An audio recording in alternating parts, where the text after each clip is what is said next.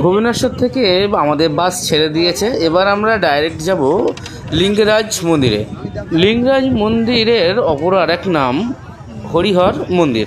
হরি অর্থাৎ শ্রীবিষ্ণু আর হর অর্থাৎ মহাদেব। এই মন্দিরে শ্রীবিষ্ণু আর মহাদেব একই রূপে একই শরীরে পূজিত হন বলেই এই মন্দিরের অপর নাম হরিহর মন্দির।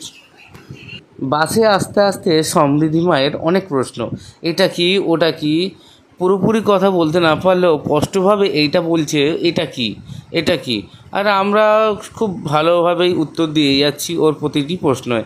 ভালো লাগছিল শুনতে ওর প্রশ্নগুলো যখন ও করছিল। এই মন্দিরের সম্পর্কে আশেপাশে মানুষজনের কাছ থেকে যা শুনলাম তা হলো এই: পূর্ব ভারতীয় রাজ্য উড়িষ্যার ভুবনেশ্বরে অবস্থিত প্রাচীন মন্দিরগুলোর মধ্যে এই মন্দিরটি অন্যতম। মন্দিরটি লিঙ্গরাজ রূপী শিবকে উৎসর্গকৃত। মন্দিরটি ভুবনেশ্বরে শহরের অত্যন্ত গুরুত্বপূর্ণ ভূস্থাপনা ও অন্যতম প্রধান দর্শনীয় স্থান লিঙ্গরাজ মন্দির। ভুবনেশ্বরের সবথেকে বড় মন্দির এটি। কেন্দ্রীয় মিনারটি প্রায় 180 ফুট উঁচু। প্রতিদিন গড়ে 6000 দর্শনার্থী মন্দিরটি দেখতে আসে এবং উৎসব মৌসুমে লাক্ষাধিক ভ্রমণার্থী আসে। এখানকার শিবরাত্রি উৎসব প্রধান অনুষ্ঠান এবং 2012 সালে উৎসব প্রাক্কালে 2 লক্ষ দর্শনার্থীও এসেছিল। মন্দিরটি কলিঙ্গ স্থাপত্যকলা এবং মধ্যযুগীয় ভুবনেশ্বর স্থাপত্য শৈলীতে নির্মিত। মন্দিরটি সকাল 6টা থেকে রাত্রি 9টা পর্যন্ত খোলা থাকে, তবে ভোগ প্রদানের সময় বন্ধ থাকে।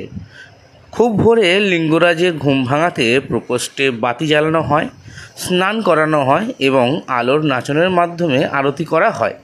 দুপুর 12টা থেকে 3:30 পর্যন্ত মন্দির বন্ধ থাকে। দরজা বন্ধ হওয়ার পরে পঞ্চামৃত তথা দুধ, ঘোল, ঘি, মধু ইত্যাদি মিশিয়ে দেবতাকে মহাস্নান করানো হয়, যাকে বলা হয় মহাস্নান, এবং ফুল, চন্দন বাটা ও বস্ত্র দিয়ে সাজানো হয়। অন্যান্য শিব মন্দিরে সাধারণত হেমলক ফুল দিয়ে সাজানো হয়, কিন্তু লিঙ্গরাজ মন্দিরে এটা নিষিদ্ধ। দৈনন্দিন পূজায় বিল্বপত্র এবং তুলসী ব্যবহার করা হয়। ভোগ মণ্ডপে ভাত, তরকারি এবং মিষ্টি প্রদর্শন করা হয় এবং সংস্কৃত মন্ত্রপাঠের মাধ্যমে সেগুলো গ্রহণের অনুরোধ করা হয়। তীর্থযাত্রীগণ সাধারণত নারকেল, পাকা ফল এবং কোরা খই লিঙ্গরাজের চরণে নিবেদন করে থাকে। লিঙ্গরাজ মন্দিরের পাশেই বাস স্ট্যান্ড। বাস ওখানে দাঁড়িয়ে আমরা জুতো, বেল্ট, মানি ব্যাগ রেখে আমরা আস্তে আস্তে এগিয়ে যাচ্ছিলাম। তার আগে ওখান থেকে এক পান্ডা এসে আমাদের কাছ দিয়ে ঠাকুর পুজোর ডালা আর দক্ষিণা নিয়ে গেছেন। যাওয়ার আগে উনি বলে দিয়েছিলেন ওনার পথ যেন আমরা অনুসরণ করি। উনি মন্দিরের ভেতরে ঢোকার আগে আমাদের দেখিয়ে দিয়েছিলেন, আমরা লাইন দিয়ে মন্দিরের ভেতরে ঢুকে গেছিলাম। তবে উনি যাওয়ার আগে স্পষ্টভাবে জানিয়ে দিয়ে গেছিলেন যে কোনোভাবে মোবাইল ফোন বা বেল্ট বা মানি ব্যাগ ভেতরে যেন না নিয়ে যেতে পারি।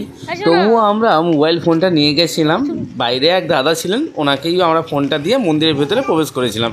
মোবাইলটা নিয়ে যাওয়ার অর্থ একটাই, ভেতরে আমরা কোনো ভিডিও বা ছবি তুলতে পারবো না ঠিক, কিন্তু মন্দিরের বাইরে যে সমস্ত পরিবেশগুলো রয়েছে, যে সুন্দর সিনগুলো রয়েছে, সেগুলো তো অবশ্যই ক্যাপচার করতে হয়। সেগুলোই তোমাদের সাথে শেয়ার করছি। শ্রাবণী আর সমৃদ্ধিকে নিয়ে যাওয়ার সময় দেখলাম কিছু বাচ্চারা স্কেটিং করছে, আর পাশেই যে জলাশয়টা দেখছেন এটা এই মন্দিরের কুণ্ডু। এই মন্দিরটি দেউল শৈলীতে নির্মিত, যার 4টি ভাগ আছে।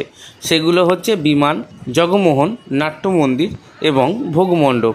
বিভিন্ন প্রাকৃতিক দৃশ্য আর বিভিন্ন মানুষের সমাহার দেখে সমৃদ্ধি মা খুব খুশি। ও নিজের দুনিয়াতেই ব্যস্ত হয়ে পড়েছে, এদিক ওদিক ঘুরে ঘুরে বেড়াচ্ছে।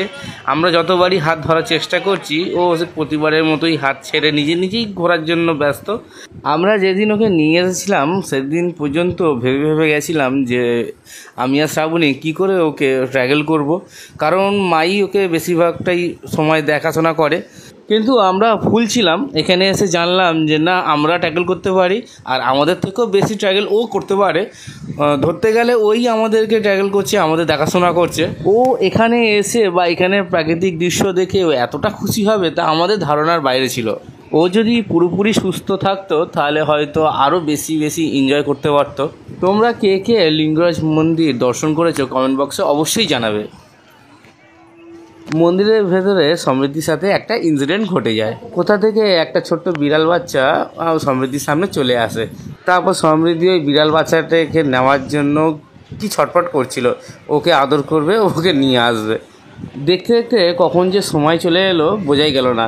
এবার বাস ছেড়ে দেওয়ার পালা। এবার আমরা ডাইরেক্ট যাব কোণারক মন্দিরে।